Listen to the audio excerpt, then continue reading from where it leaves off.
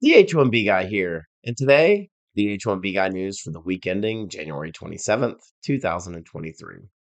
Today, I'll cover top 5 H1B sponsors for fiscal year 2022, H4 and L2 lawsuit win, and USCIS announces strategic plan for fiscal year 2023 through fiscal year 2026.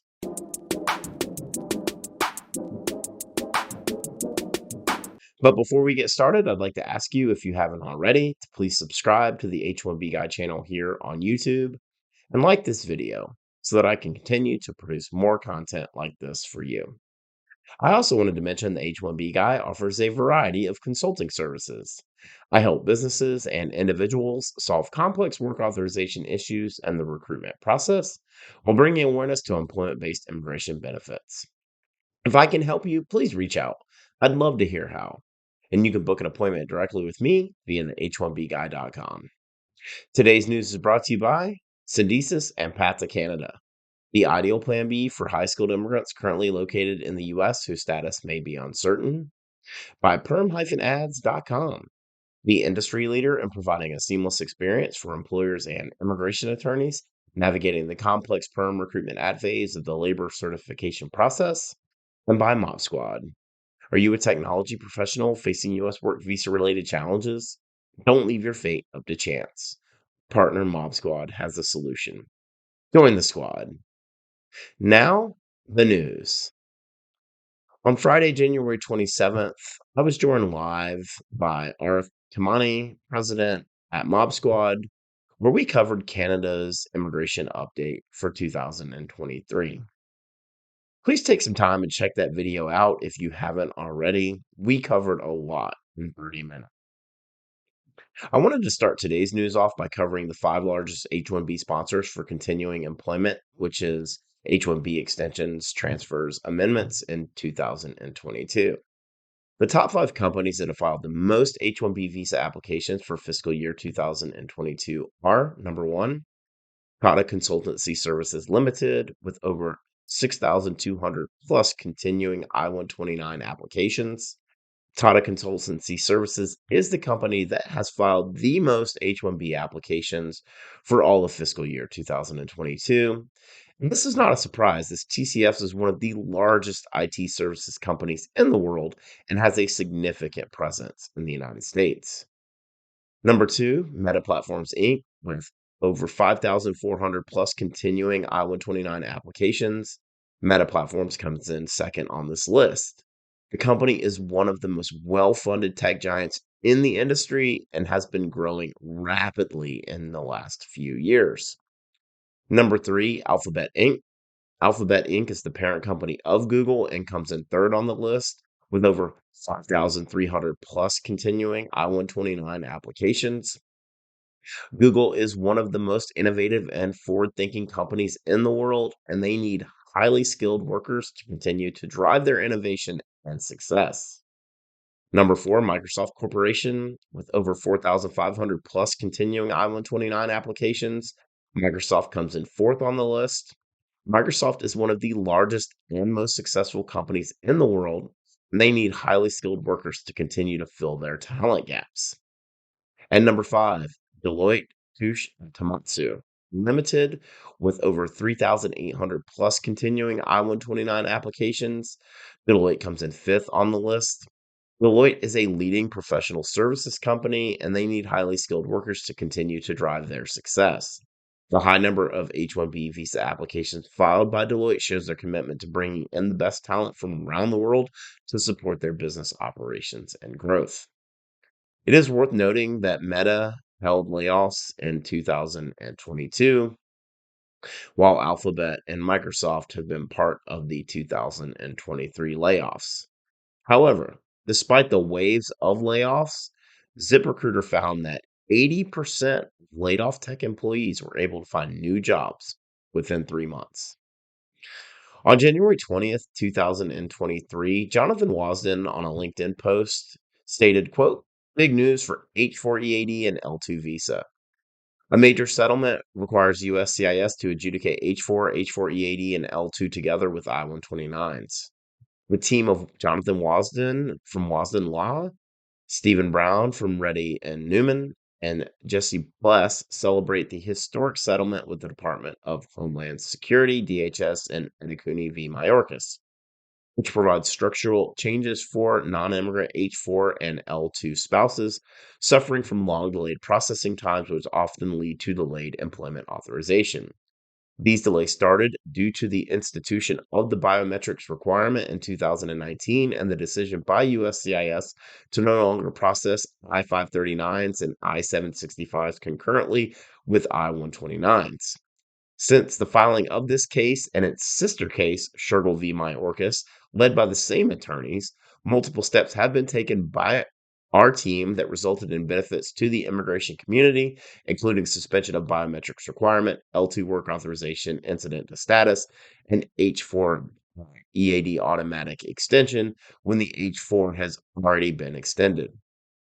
Today, our team successfully achieved the reversal of U.S. citizenship and immigration services policy that decoupled H4 and L2 spouses' applications from their concurrently filed I-129, causing unnecessary H4 EAD and L2 delays for some time.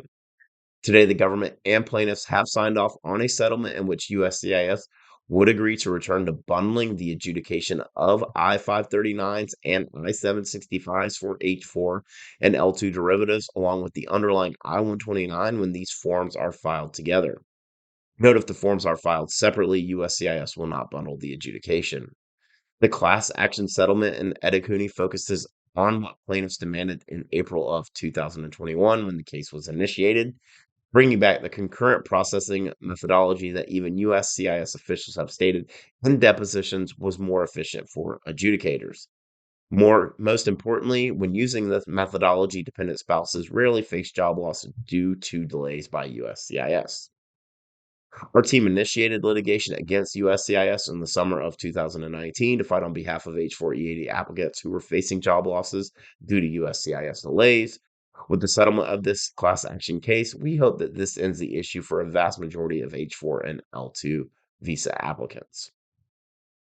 Of course, I've covered the USCIS processing delays, both for F1s in the fall of 2020, as well as the extensive H4 EAD processing delays, all through the beginning of 2021.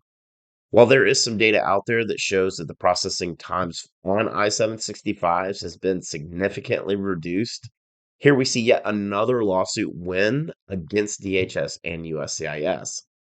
I've actually lost count of how many successful lawsuits have occurred since the beginning of the pandemic against DHS and USCIS. It's easy to forget that this mess started during the Trump administration and only continued to get worse during the height of the pandemic in 2020 and 2021. I was surprised that the Biden administration never rescinded this rule, but instead allowed this lawsuit to go as far as it did before reaching a settlement. The team at Wasden Ambanius Law Firm continues to be a leader in litigation wins against DHS and USCIS. And of course, there are a couple of more cases that they have still pending. On January 27th, 2023, in a USCIS news release titled USCIS announced a strategic plan for fiscal year 2023 through fiscal year 2026. I'm going to provide a quick summary of their three key strategies. So USCIS will focus on several key strategies, including developing policies and regulations that support a strong immigration system, investing in their workforce, and promoting effective and efficient management and stewardship. First and foremost, USCIS will ensure that their immigration policies, regulations, and strategies support a strong immigration system with integrity. This includes developing policies that promote integration, inclusion, and citizenship, as well as implementing systems that are transparent, efficient, and fair. Additionally, USCIS will work to improve their communications and outreach efforts to ensure that individuals and organizations understand the immigration system and how to navigate it. Second, USCIS will focus on investing in their workforce.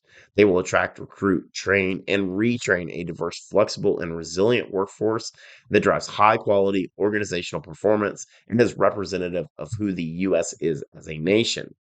This includes providing training and development opportunities to their employees as well as implementing programs that promote diversity, equity, and inclusion. Last, USCIS will promote effective and efficient management and stewardship. They will enhance their organizational capability for efficient and effective use, management, and sharing of resources entrusted to the agency, and to evaluate and balance competing demands and priorities to serve the agency's mission. This includes implementing systems and processes that promote accountability, transparency, as well as evaluating and adjusting their strategies and programs to ensure that they are achieving their goals. By strengthening the overall U.S. immigration system, investing in USCIS's workforce, and promoting effective and efficient management and stewardship, USCIS can create a strong, resilient, inclusive immigration system that serves the needs of our nation and its people. I've talked about the mess at USCIS that the Biden administration was left. That was a culturally toxic environment.